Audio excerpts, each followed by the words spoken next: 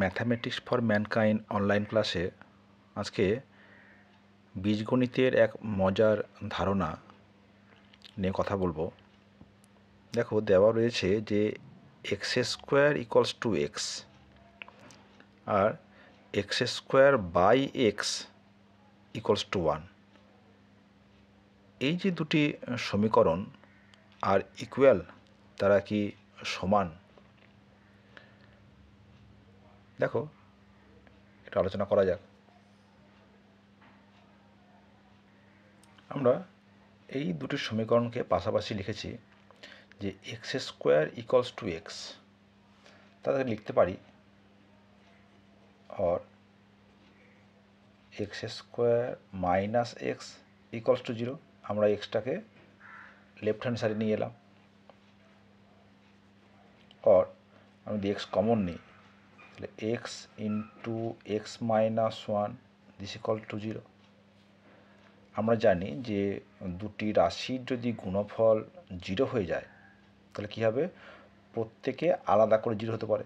তার মানে x equal to 0 और এক্স মাইনাস 1 ইকুয়াল টু 0। এখানে পাচ্ছি এক্স ইকুয়াল ভ্যালু পাচ্ছি, আর এখানে পাচ্ছি এক্স ইকুয়াল টু 1। তাহলে x square equals to x এই সমীকরণে দুটো রুটস পেলাম, এক্সের রুটস কী পেলাম, 0 এবং 1। এটা হচ্ছে সলিউশন। ঠিক আছে, এক্সের দুটো ভ্যালু পেলাম। এখন এই যে x square by x equals to 1, এখান থেকে পাচ্ছি দেখো, এখানে দেখো যখন এই এক্স নিচে রয়েছে তার মানে এক্সের ভ্যালু কিন্তু 0 হতে পারবে না। কেন? যে সামথিং বাই 0 এটা হচ্ছে আনডিফাইন বা অসংজ্ঞাত। তাহলে এই যে এক্সের ভ্যালু, এটা কিন্তু এক্স কখনোই 0 হতে পারবে না, এক্স নট ইকুয়াল টু 0। তাহলে যে মুহূর্তে এক্স নট ইকুয়াল টু 0 আমরা কী করতে পারি, এই নিউমারেটর এবং ডিনোমিনেটর এক্স ক্যান্সেল করতে পারি। তাহলে দেখো আমরা লিখতে পারি তাহলে x square by x equals to 1, और তাহলে এই একটা এক্স এটা ক্যান্সেল করতে পারি, কী পেলাম, এক্স ইকুয়ালস টু 1। তাহলে x square by x equals to 1 এই সমীকরণে কিন্তু একটাই সলিউশন, এক্স ইকুয়ালস টু 1। ঠিক আছে, এখন তোমাদের মনে হতেই পারে যে আমরা তো এই ফর্মে তো আমি কি লিখতে পারি, তাই না? দেখো সেটা ফর্মে লিখে করি। তাহলে এই যে x square by x equals to 1, আমরা এটাকে লিখতে পারি যে x square equals to x और x square minus x equal to 0।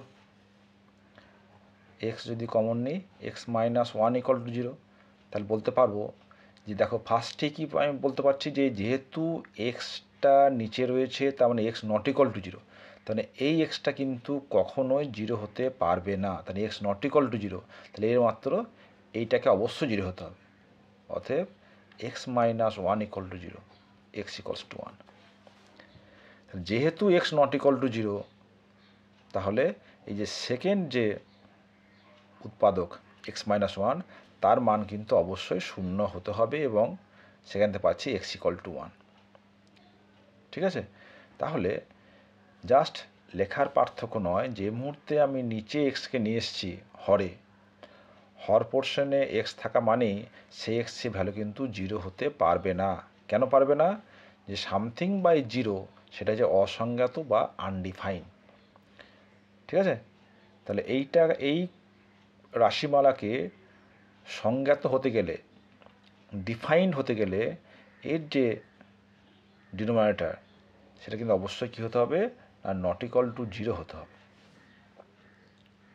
তাহলে সেই হিসাব অনুযায়ী এখানে যে এক্সের ভ্যালুটা সে অলরেডি আমাদের দেওয়া আছে যে নট ইকুয়াল টু 0, তাহলে এখানে আমরা একটা ভ্যালুই পাচ্ছি, এক্স ইকুয়ালস টু 1। তাহলে মনে রাখতে হবে যে x square equals to x, এটা একটা দ্বিঘাত সমীকরণ এবং তার দুটি সমাধান, একটা হচ্ছে 0 এবং 1। অন্যদিকে x square by x equals to 1, এর কিন্তু একটাই সমাধান, এক্স ইকলস টু 1। তাহলে এক্স ইকলস টু 0 কেন হচ্ছে না? কেন যেহেতু আমার হরে এক্স রয়েছে, তাহলে এই সেট তার মান কিন্তু কখনো 0 হতে পারবে না। সে কারণে এক্স ইকল টু 0টা কিন্তু গ্রাহ্য করা হচ্ছে না, অগ্রাহ্য। ঠিক আছে?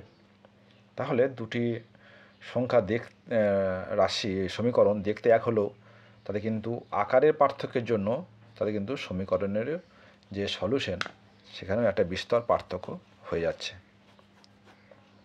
আশা করি এই ধারণাটা তোমাদের কনসেপ্ট ক্লিয়ার হয়েছে, কারণ এই ধরনের অঙ্ক কিন্তু অবজেক্টিভ প্রায় দেয়।